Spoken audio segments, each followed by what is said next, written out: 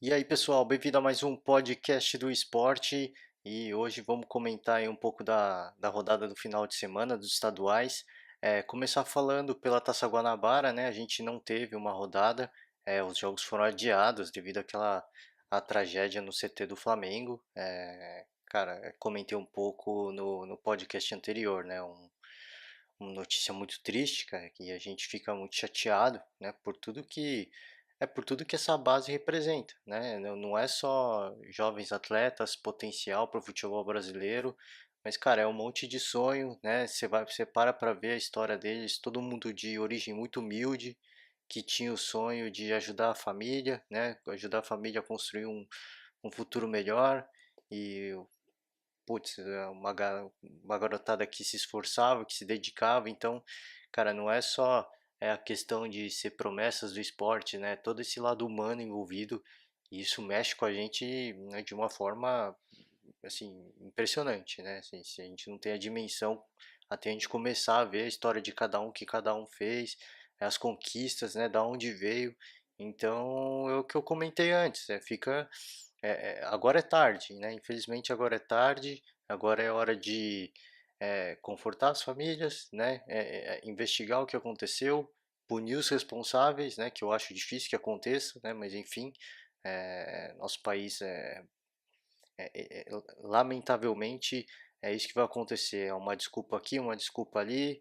Se vier condenação, vai ser um monte de recurso e nada vai acontecer. Lamentavelmente é isso que vai acontecer, né? Mas é, as coisas, os fatos têm que ser apurados, né? E fica aí de aprendizado, fica de lição aí, pelo menos para os outros clubes, né? Que já os repórteres, né? Todas as equipes de reportagem começaram a sondar e ver os CTs de Fluminense, Vasco, Botafogo e também tem irregularidades. Então fica um aprendizado importante, né? E tem que começar a se mexer e não só no futebol, né? Comentei aqui, o futebol ainda é uma das pérolas, né, em relação ao esporte no nosso país, mas, cara, você pegar outras bases de outras modalidades, assim, totalmente sucateado as condições em que os jovens atletas vivem, são totalmente, assim, cara, é lastimável, né, você vê, assim, vira e mexe, a gente vê uma reportagem na televisão mostrando isso, né, principalmente a base do atletismo, né, que é um esporte que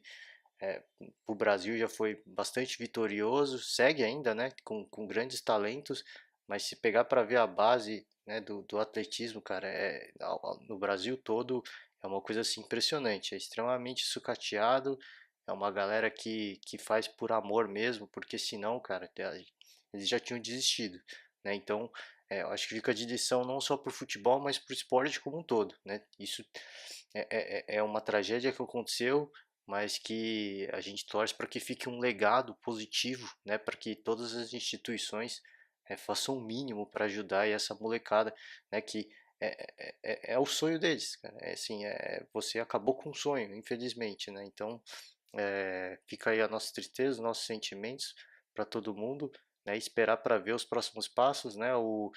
A semifinal vai acontecer no meio da semana, né? Na quarta, Vasco e Resende, e na quinta, Flamengo e Fluminense. Então vamos ficar no aguardo. É muita expectativa aí para esse clássico carioca, né? O Fla-Flu, né? Lógico que vai ser um clássico com muita comoção, mas vai ser interessante, cara. Vai ser interessante porque vai ter muito emocional, não só a questão do clássico, mas vai ter todo esse componente emocional envolvido. Então é, é, é totalmente possível para o Fluminense bater o time do Flamengo, que, cara, no papel e pelo que vem fazendo, é muito superior ao Fluminense. Então, existe uma possibilidade grande, na minha opinião, mas certamente que o Flamengo, os jogadores vão jogar com o coração, né, se não com a técnica, com o coração, para homenagear aí toda essa garotada. Então, vai ser um clássico bastante interessante de ver. Eu, sinceramente, estou com muita expectativa, né, e vamos seguir. Vamos tocar porque teve rodada no Campeonato Paulista, né?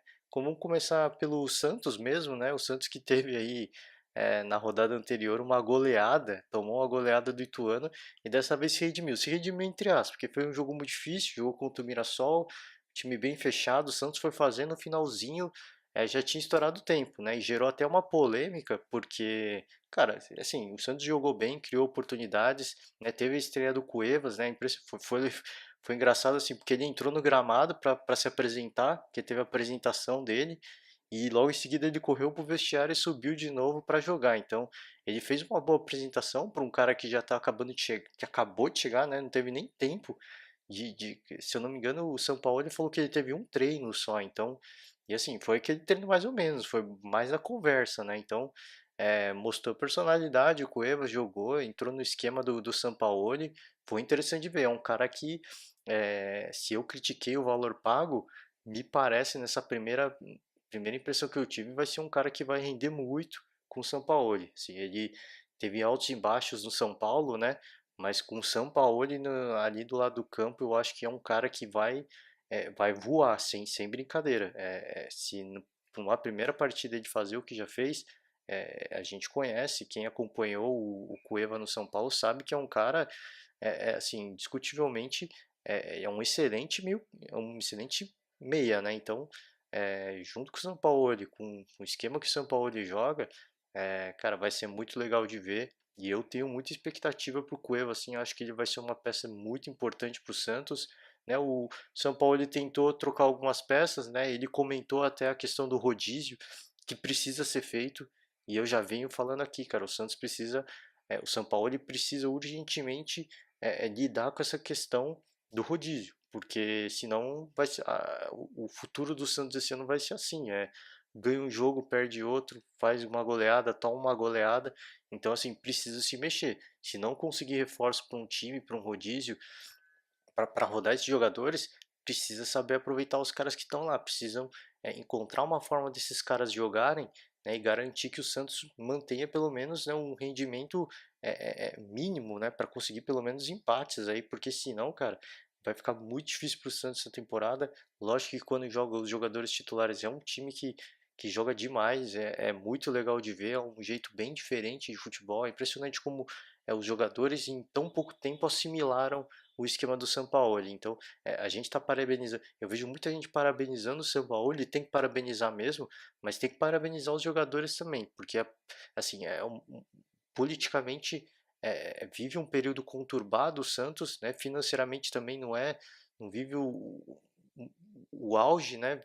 Tem alguns problemas financeiros também, mas os jogadores compraram a ideia, eles abraçaram a ideia do Sampaoli e estão se entregando, cara. Isso que é legal, isso que está sendo bem legal de ver. O gol polêmico veio porque o jogo acabou, né? O juiz deixou seguir, rolou um cruzamento na área e o Santos acabou fazendo o gol. Então é aquela eterna discussão, né? Se fosse o contrário, se fosse o Mirassol no ataque, muito provavelmente o juiz teria terminado o jogo antes.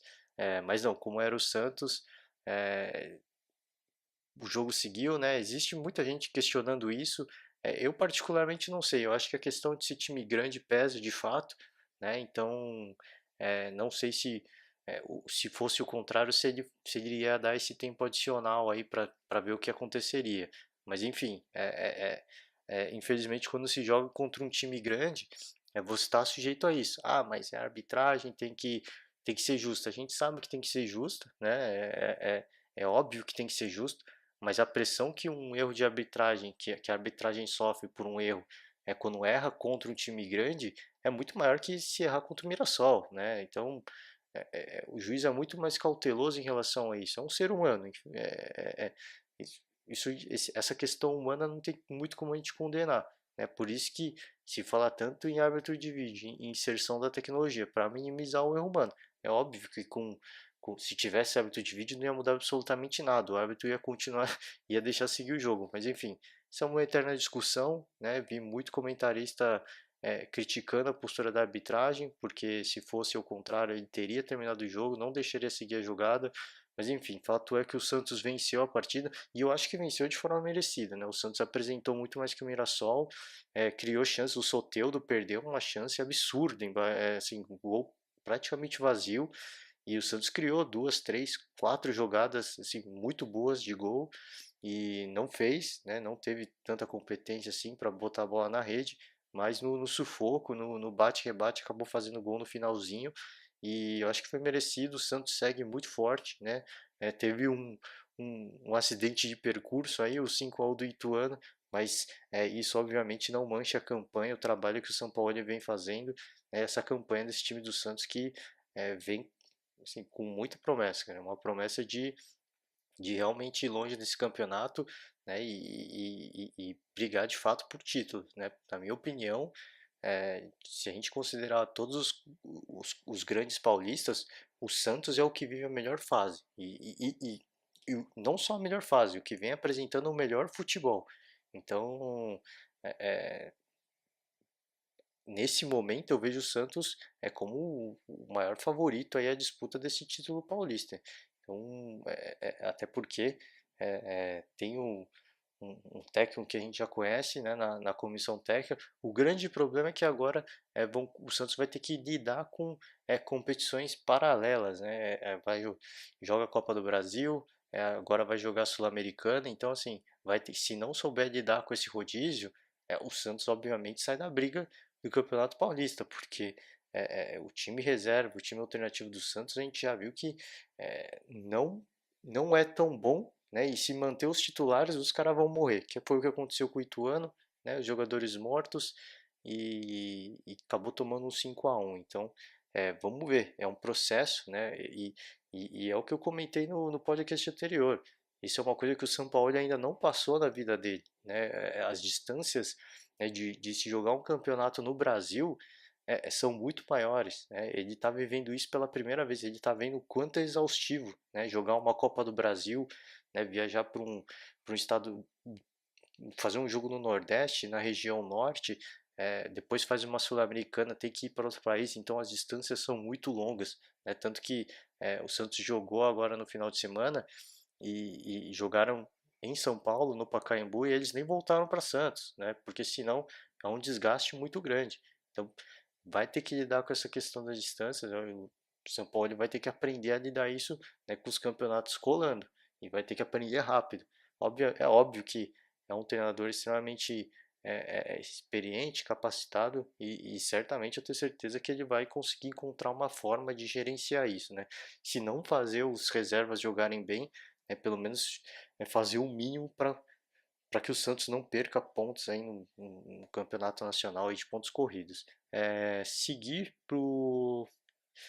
para Corinthians ou para São Paulo, né? Os outros dois grandes paulistas tiveram reveses, né? O Palmeiras joga hoje, mas o São Paulo vinha de uma derrota vou falar do São Paulo, vinha de uma derrota aí na Libertadores, uma derrota doída, 2-0 contra o Talheres.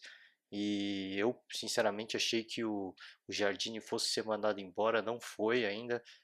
Segue no comando do São Paulo e veio mais uma derrota contra a Ponte Preta, um jogo que não aconteceu absolutamente nada. Assim, para ser sincero, a Ponte até foi melhor, na minha opinião, tanto que fez o gol, mas um jogo feio, cara, assim, lá e cá, uma apresentação digna de se fechar os olhos mesmo, assim, a Ponte Preta não mostrou nada, é impressionante como caiu a qualidade do futebol da Ponte e o São Paulo também, né, com o elenco que tem, não apresentou absolutamente nada. É impressionante como o São Paulo caiu de rendimento desde o começo do Campeonato Paulista. E parece que cada jogo que passa, os jogadores entram cada vez mais para baixos, né? Parece que eles já entram meio que derrotados em campo. Eu não sei o que acontece, eu não sei se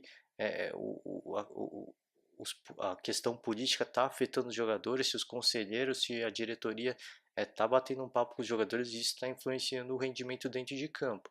Mas tem alguma coisa acontecendo. Os jogadores, não sei se não estão gostando do estilo do Jardim de trabalhar, se estão, cara, sei lá, boicotando o cara, enfim. Fato é que esse time não está apresentando absolutamente nada. Essa partida ficou evidente e acabou perdendo. Perdeu num jogo que, se terminasse empatado, seria muito. Mas enfim, a Ponte conseguiu sair com a vitória, né? E o São Paulo, cara, a crise é, aumenta ainda mais, né? Se o momento já era ruim, com essa derrota aumentou ainda mais, né? E o futuro do Jardine provavelmente vai ser definido, né, no próximo jogo da Libertadores, que ganhando. Se perder, fatalmente eu acho que vai ser mandado embora, mas se ganhar também, não ganha segurança nenhuma, não ganha estabilidade nenhuma no cargo. É capaz até de, mesmo se ganhar, se conseguir a classificação, de ser mandado embora pelo futebol, pelo rendimento que o time vem tendo. Então, ganhando ou perdendo, eu acho que classificando ou desclassificando, o Jardine eventualmente vai ser mandado embora e justamente pelo futebol, né, pelo futebol que o São Paulo vai apresentando de um modo geral. Então, é muito complicada a situação. É difícil, difícil dizer, difícil falar alguma coisa porque a gente sempre tenta defender a questão do planejamento e tal. O Jardim é um cara com boas ideias, né? Ele propõe um esquema de jogo diferente, né? Daquele estilo de retranca, estilo é um cara que pensa o futebol para frente, mas que não vem funcionando. Infelizmente não vem dando certo por algum motivo, né? Enfim, se o São Paulo tiver que se mexer, tem que se mexer agora. Infelizmente é essa a questão. Eu sou contra, obviamente, a demissão, né? Para mim, eu acho que a solução seria entender o que está acontecendo, né? O que de fato está acontecendo com os jogadores.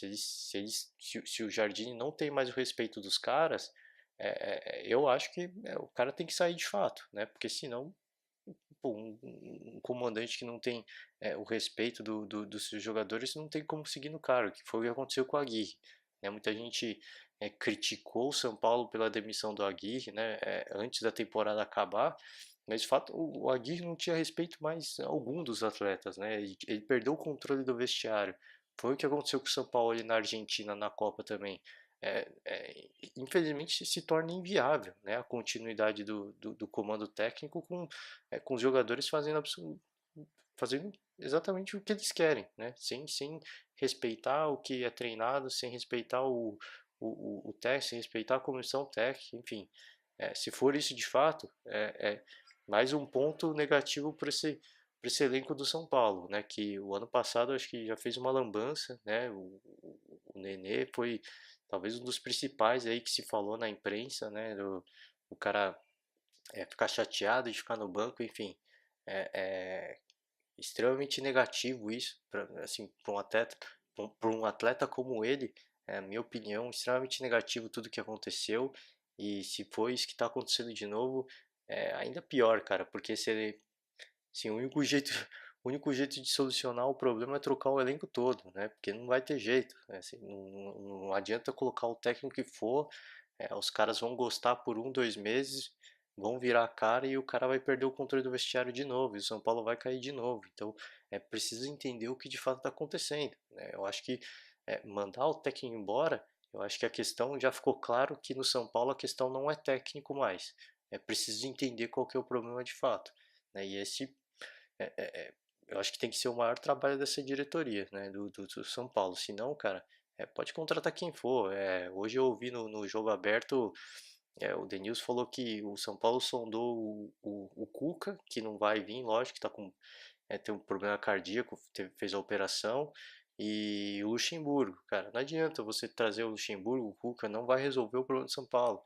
Pode resolver por um, 2 meses. Depois, cara, assim, se tem um problema crônico e isso voltar a acontecer, não importa o comandante que você traga, você pode trazer o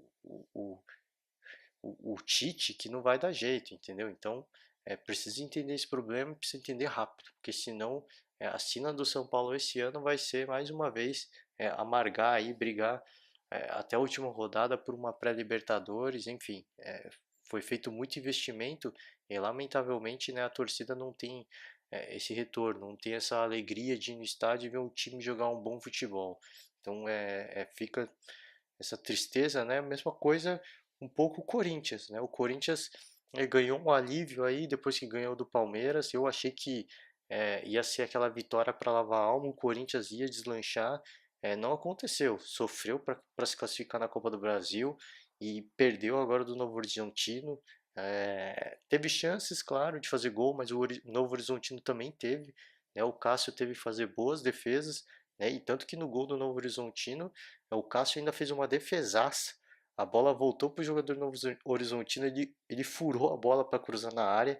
Aí ele pegou a bola de novo, cruzou e foi um gol bem chorado. Então, Mais uma falha defensiva do Corinthians, já vinha falando, vou repetir, o Corinthians tá com um problema de zaga assim, preocupante, cara, porque tá tomando gol todo jogo. Eu achei que o, Corin... que o Fábio Carille fosse conseguir dar jeito, não conseguiu ainda.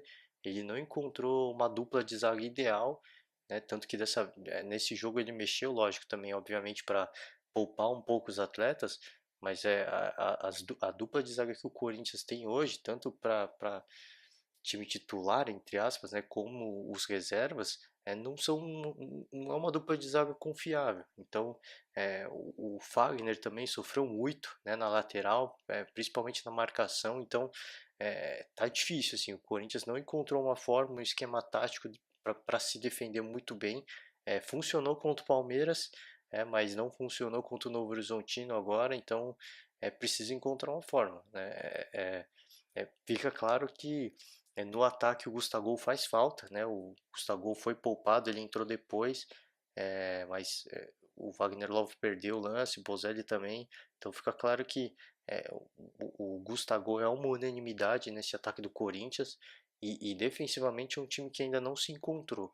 Então a torcida, lógico, segue um pouco aborrecida, mas não vive a crise que o São Paulo vive, por exemplo, né? Porque é um técnico inexperiente, é um técnico iniciante. Do outro lado tem, né, o cara que foi bicampeão paulista, campeão brasileiro com o Corinthians. Então o Fábio Carille está relativamente tranquilo, apesar de que começa a se ouvir algumas vaias e tal, mas é, é, ele segue relativamente tranquilo no comando do Corinthians.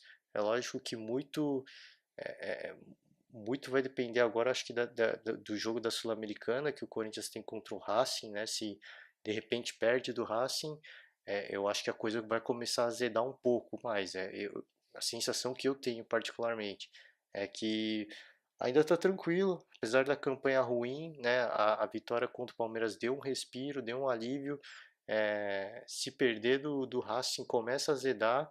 E se perder do São Paulo, vai ter um clássico no final de semana. Se perder do São Paulo no final de semana, aí a coisa zeda de vez. Aí eu acho que vai acabar nessa essa paz entre a torcida e o Fábio Carille.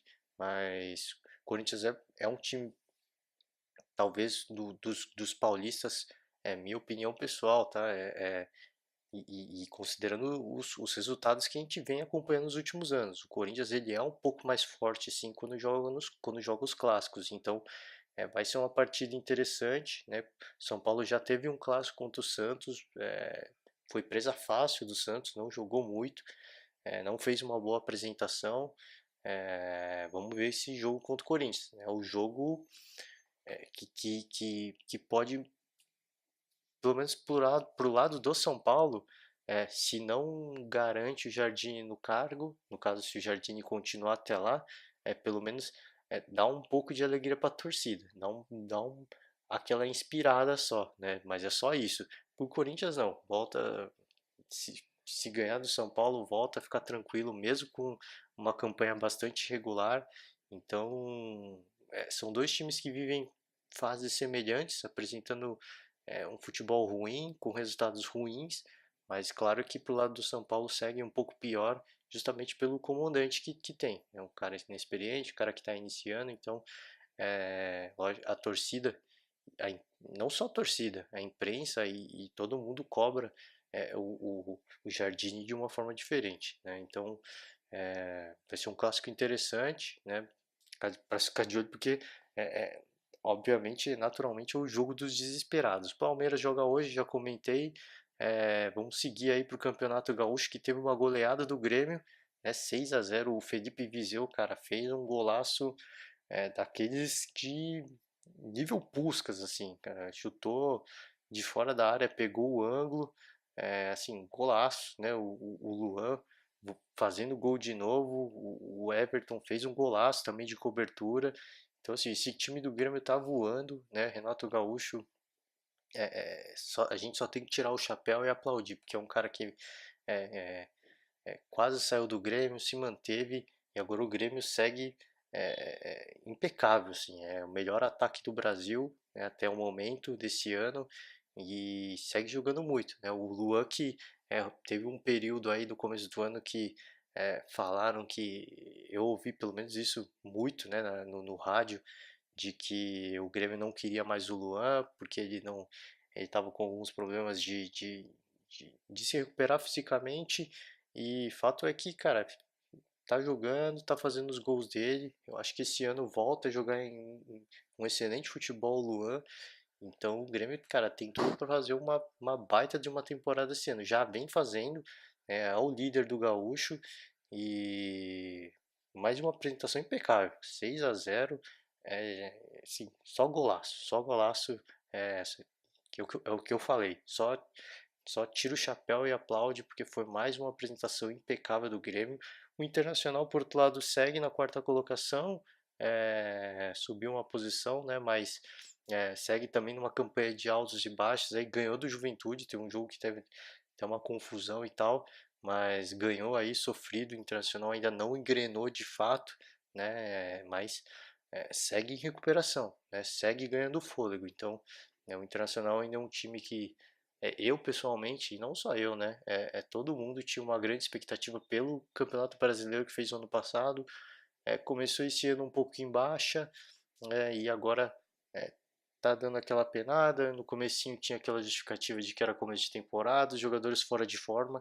Agora já se passaram, né, 6 rodadas. Acho que não tem muito mais o que dar desculpa, não. O time do Arsenal precisa começar a engrenar mesmo, né? Lógico que está engrenando, está melhorando devagar, mas ainda não fez uma partidaça daquelas que se esperava de um time que foi G4 no passado.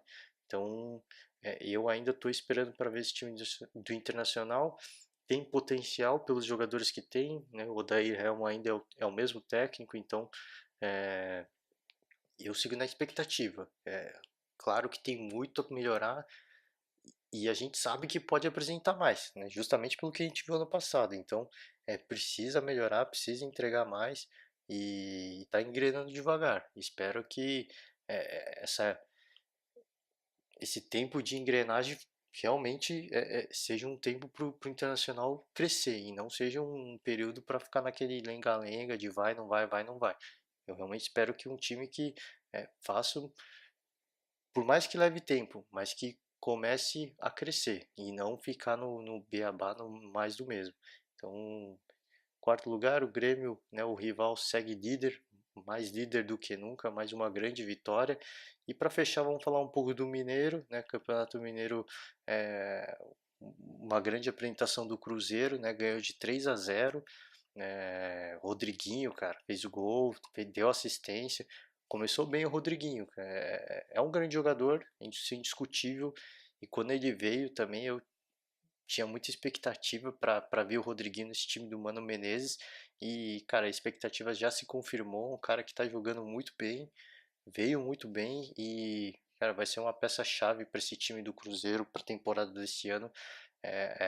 O Cruzeiro me parece que não vai nem sentir a falta da Rascaeta, viu? Porque o Rodriguinho começou bem e tá jogando muito, cara. Então, assim, que apresentação do Rodriguinho. O Cruzeiro é o segundo colocado do Campeonato Mineiro, atrás do América, né? Então, ele perde, tá empatado, né? Perde nos critérios de desempate.